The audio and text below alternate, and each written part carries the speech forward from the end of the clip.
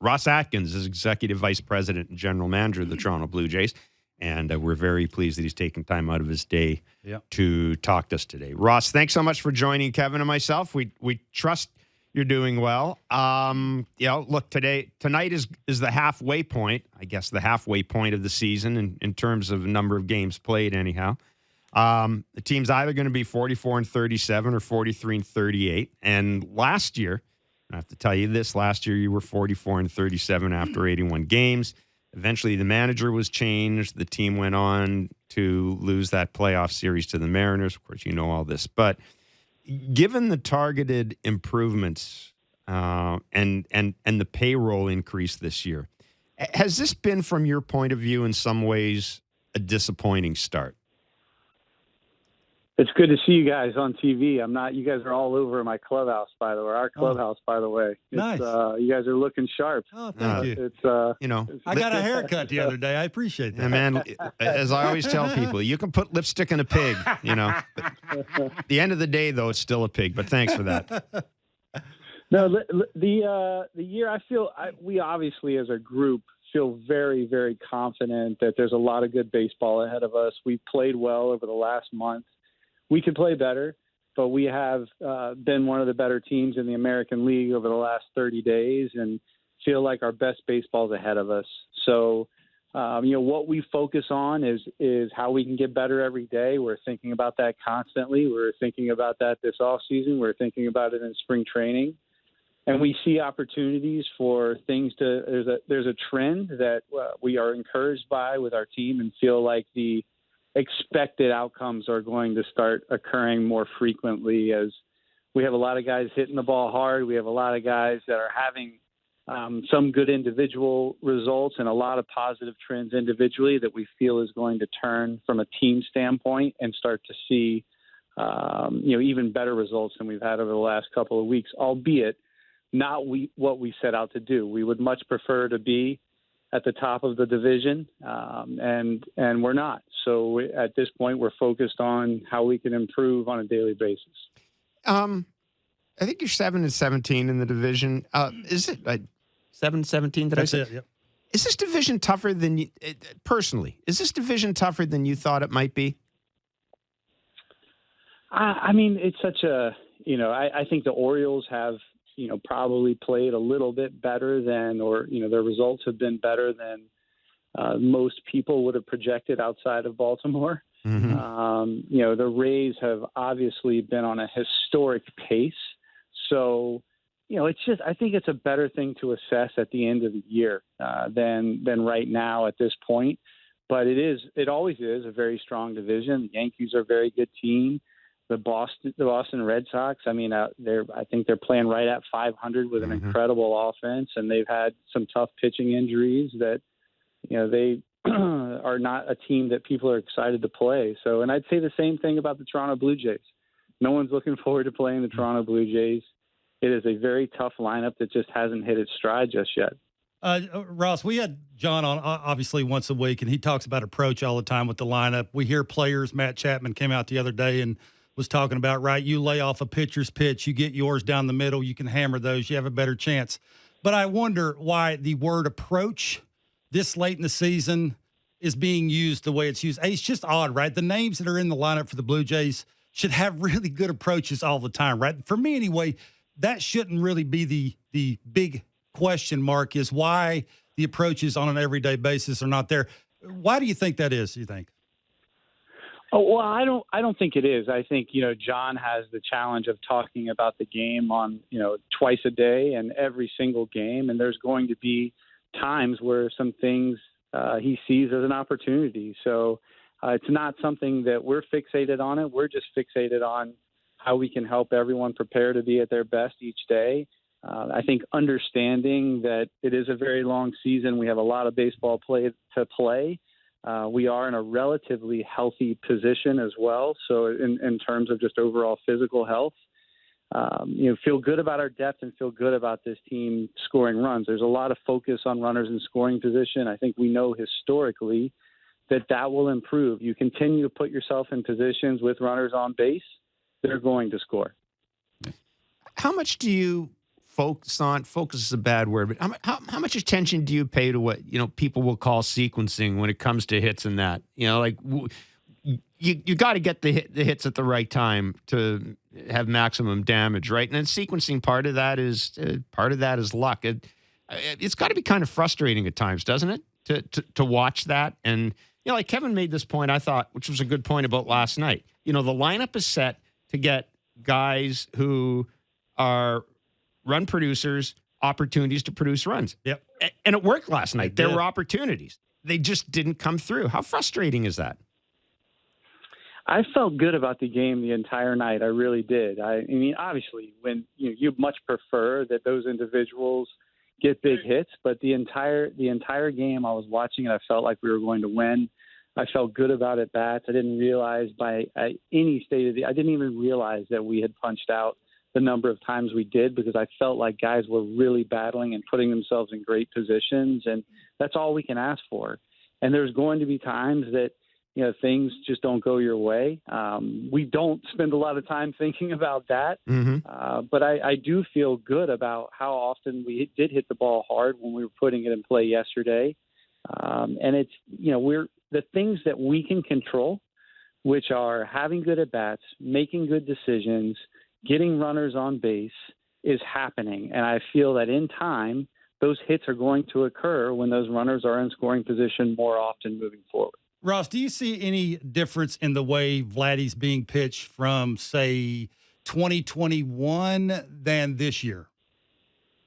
Yeah, I mean, it's always evolving for every hitter, and we have and I think, a lot of it is public information too, how game plans evolve and change, and he's been pitched in and down a ton and sliders away. And I think a little bit less in this year than in years past. The sliders away and pitching down has been a little bit more of a trend in trying to induce contact on the ground. He's hitting the ball at an exceptionally hard rate. His strikeouts are strong meaning not many of them. His walks are in a good position. His on base is solid. The ball's going to start to go over the fence for him. We've already seen that in the last few days. Feel really good about him coming up to the plate every single time. Yeah. I mean, Ross, one guy who started playing well started hitting well in September and has just been on a roll is Bo Bichette. It's almost like September just carried over into spring training and into the regular season. I mean, how much of a role do you think the settled nature of his contract has played in that for Bo? And, I guess the question, the next step in that question would be, at all, Ross, do you think that the lack of a contract is playing into anything we're seeing with Vladdy in terms of pressing or anything of that nature? So I'll start with Bo and separate out those two. Sure. and answer your question to the best of my ability. So I think first and foremost, Bo and Vladdy, well, here I am putting them together. They're arguably two of the best hitters in the game. But, Bo right now is just the ability to make contact against whatever the pitching is, whoever the pitcher is, at such an elite rate, and have power. He's arguably one of the best hitters in the game, in my opinion, and he's only going to continue to get better. And I do not think that contract being in place for him is something he's spending any time and energy on whatsoever. And then on Vladdy is the lack of an extension, through his ARB years impacting him. None whatsoever. I have the benefit of having multiple interactions with him about that and about the state of his compensation, and I feel that he has handled that as well as any human being possibly can. And it's just not something that these guys focus on. They know they're going to be great players for a very, very long time, and they know the game will take care of them, and they know that the Blue Jays want to as well. So they have a great way about them. They benefit in many ways from who they are as people, but they also benefit from the people that they surround themselves with. And they've always made good decisions around where they focus and focus on what they can control, and they will continue to do that. Of course, much of the focus the past couple of days has been on Alek Manoah because of that start in the Florida Complex League. And Ross, I kind of get the sense, I'm almost people call this a rehab assignment, and I don't like calling it a rehab assignment because I kind of get the sense the checklist is much more advanced than just, the average rehab assignment. And my question would be, has what you saw or what the organization saw Tuesday, and even in the sim game, I guess, is it a sign that maybe he's farther away than you guys thought? And I mean, I'll ask you this: Did the organization wait too long to get Alek Manoah down into Dunedin and try to get this corrected? And I know that's a horrible hindsight question. I'm going to apologize for it, but no, it's fine. It is what it is. Yeah. So I would say, so to the first question on when I first saw the line, obviously there is. My disappointment is immediately focused on Alek and thinking not at him, but just did we put him in a less than ideal situation? And I hope he's handling that fine. That was my first reaction. And then I saw the details behind the outing. I saw a 71% strike rate, which is what we have been focused on. I saw an uptick in velo. So he's throwing the ball over. He's throwing the ball harder. He has an uptick in his tempo with his delivery, the delivery goals he's checking every box on. And those are the things that we wanted to see. So the outcomes, we obviously would rather that he had gone 6, sure, and done whatever in his line, but he was comfortable with the progress that he made. And then as we were able to go back and see the goal progress within that outing, we were as well. To your second question, I mean, listen, hindsight is a tough thing. Like, I don't know is the answer. I don't know the answer. We made the decision with the information that we had at the time to what we feel is best for the organization and the team. And Alek is someone that we believe in. We believe that he potentially could have stayed here and made progress he's making now here in the major leagues. But at the time, we felt like that reset would help him. Getting in the lab, we have now learned, has really helped him identify where we can help him be more consistent with that delivery goal. So that resource being there has been a benefit, and we'll continue this progression. And I am optimistic that the fans are going to see a positive trend. I'm obviously, intensely biased by my belief in not only Alek's, resolve, but also his talent. Ross, you as the GM, what would you consistently need to see from Alek before you would think about calling him up again? The things I mentioned. So it's the strike throwing with his three pitches, and we don't need to see an uptick in stuff, but just holding the stuff and the consistency of it over the course of a game, and much closer or near the pitcher that he was for the bulk of his career and last year. So it's not. Kevin, you know as well as anyone, and anyone in and around the game knows it well, that sometimes it can seem really far off. Yeah. And when you start to see some of these positive trends, how quickly it can turn. If we weren't seeing those, then I would have a lot larger level of concern. So what is, without getting into state secrets here, what is the plan in the immediate and midterm to get by if Alek has to stay down there until, I don't know, after the All-Star break, but if he has to stay down or to get this worked out? I know the schedule is kind of favorable right now. I guess a lot will depend on what Trevor Richards does tonight as the opener. But are we at the point, Ross, where as we get closer to the trade deadline, you may have to look at adding another starting arm? Or I know Hyunjin Ryu is coming back. Like, has this changed your plans, I guess is how I would put it? Has what has happened to Alek changed your plans as we get, closer and closer to the trade deadline? I wouldn't say change our plans. We're always looking for depth. Always. I think one of the more difficult things to acquire in the game, other than superstar talent, like role 6, role 7 type talent, is, depth of that caliber that could be in AAA for you. So someone that could come in and serve as a number 3 starter for a major league team on option in AAA, after trying to acquire someone like Vladdy or Bo or Alek Manoah. That is one of the most difficult things to acquire, but we're always in that search and hunt. So before we were, Alek was not with our major league team, we were thinking about that. And then with every development or lack thereof, you have to shift your focus on other opportunities that could be more short-term than long-term, and making sure that we are doing everything we can to try to win every single game. So all the information matters. One of the things we've seen this year around Major League Baseball is, and this is anecdotal, but it seems as if a lot of teams are bringing up young guys, young position players, and they're making an impact. Whether it's to give the team a lift in the short term, which we thought might have been happening with the Mets at one point, or guys like Ellie De La Cruz coming up and doing something considerably more than that.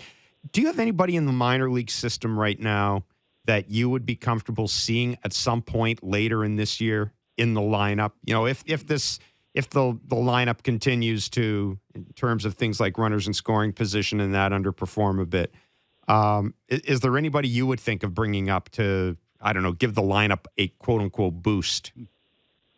Yeah, I mean, we wouldn't, it's hard to, the lineup as it stands right now is not performing to the level that it is capable of, but there are a lot of indicators that suggest that it is going to and will.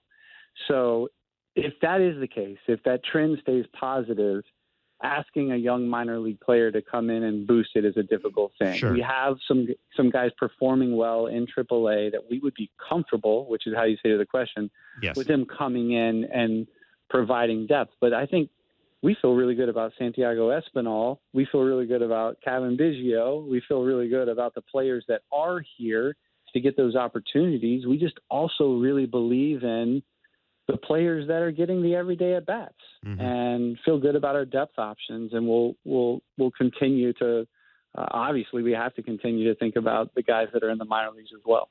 Speaking of positive, Jose Barrios and Yusei Kikuchi, I mean, I just don't know where you guys would be without those two guys at the back end of your rotation. How proud are you, Ross, to see those two guys with where they were last year, the criticism, the mechanical changes they made in the offseason and who they are now? How proud are you to see this from those two guys? Yeah, excuse me. It is, it really is like why, the first reason that you have these jobs are the visions of winning championships with people that you care about and putting in so much time and energy. And I think after that, some of the most fulfilling things that can happen in the game to me are seeing those types of turnarounds and, seeing all the work that goes into it and how much they put into their entire off season, the entire year, and seeing the results come for them is so gratifying. And I could not be more pleased with the work that they put in individually, the work that the support staff puts in for them. And, to see Yusei walking off the mound after that last punch out against the Marlins on, I think it was Sunday, and days are running together a little bit, was a good moment for him and for us. Last question, and we'll let you scoot. Do you see any way, Ross, as we get to the trade deadline, that you would be anything other than a buyer? Like, you've got, obviously, Matt Chapman's a guy who's eligible for free agency. Is there any way that you could see this team being a bit of a seller as well, understanding that those terms are, they have different definitions, but it's an easy no for me. I don't see that at all. But one of our challenges is that in order for us to make this team better, even if it is, where, let's just pick a position and say, okay, we want to upgrade at that position. We feel good about all of the options that we have for every position. So that means an addition would mean subtraction, right, on some level. So, is there a scenario where we're presented something, someone aggressively comes after a player for us, and it's making our major league team better, or as good and just more dynamic and more balanced or different, and we view it to make our organization better? Sure, we have to be open to that, but the short answer is no. Ross, really good of you to Yeah. join us today. Thanks so much, my friend. Be well. We appreciate it.